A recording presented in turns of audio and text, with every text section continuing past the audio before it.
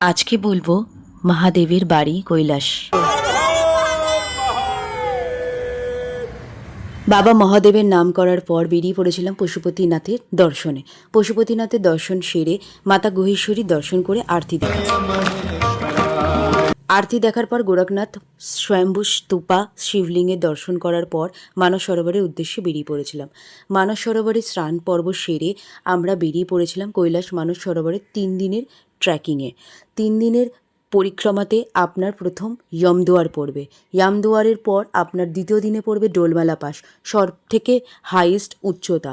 তারপরে আপনার পড়বে দার্জিলিং। এইভাবে পুরো 3 দিনের ট্রিপটা আপনার কমপ্লিট হবে। এই 3 দিনের ট্রিপটা করতে আপনাকে মেন্টালি, ফিজিক্যালি, ফাইন্যান্সিয়ালি 3টে দিক থেকে স্ট্রং হতে হবে। যারা ভাবছো কেদারনাথ করেছি, অমরনাথ করেছি, কৈলাস পারবো না, কৈলাস মানস সরোবর অন্যতম ডিফারেন্ট ট্রেকিং। দ্বিতীয় দিনের ট্রেকিংটা সবথেকে বেশি কঠিন, আত্মা ভেঙে টুকরো টুকরো করে দেবে। মহাদেবের নাম করতে করতে যদি যাও, নিশ্চয়ই মহাদেব তোমাকে সাথ দেবে। আমরা সাউথ, নর্থ, ইস্ট, ওয়েস্ট 4টে দিকের খুব ভালো দর্শন পেয়েছি। দর্শন করতে করতে আমরা প্রকৃতির রূপ দেখতে দেখতে কখন যেই 3টে দিন কেটে গেছে সত্যিই বুঝতে পারিনি। মাতা গৌরীকুণ্ডের দর্শন করেছি। দর্শন করার পর যে অনুভূতিটা হয়েছে সত্যি এইটা বলে বোঝানো মুশকিল।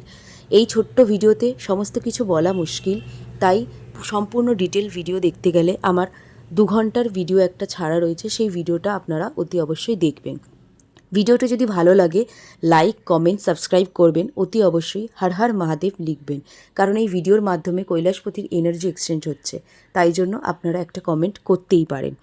এবার বলে রাখি, 12 দিনের এই তীর্থযাত্রায় আপনার 2,30,000 টাকা আমার থেকে নিয়েছিল। আর এই তীর্থযাত্রায় আপনাকে নেপালের কিছু মন্দির সাথে কৈলাস মানস সরোবরের দর্শন হবে।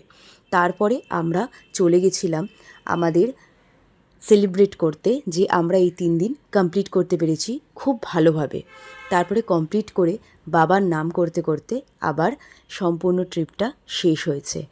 কর্পূর গৌরম করুণাবতারম সংসার সারম ভুজগেন্দ্রহারম সদা বসন্তম হৃদয়ারবিন্দে ভবম ভবানী সহিতম নমামি ভবম ভবানী সহিতম নমামি ভবম ভবানী সহিতম নমামি।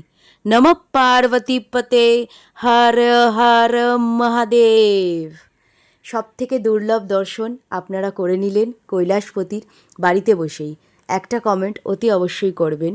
মহাদেবের নাম করতে করতে এই এত সুন্দর ট্রিপটা কি করে কমপ্লিট করেছি জানি না। শিব শক্তি সাথে না থাকলে এই ট্রিপ খুব অসম্ভব। আর দেখতেই পাচ্ছেন প্রকৃতির অপরূপ রূপ দেখতে দেখতে সত্যি এই সুন্দর অনুভূতিটা বলে বোঝানো মুশকিল এইটুকু ভিডিওতে। কৈলাস মানস সরোবর হচ্ছে একটা অন্য জগৎ।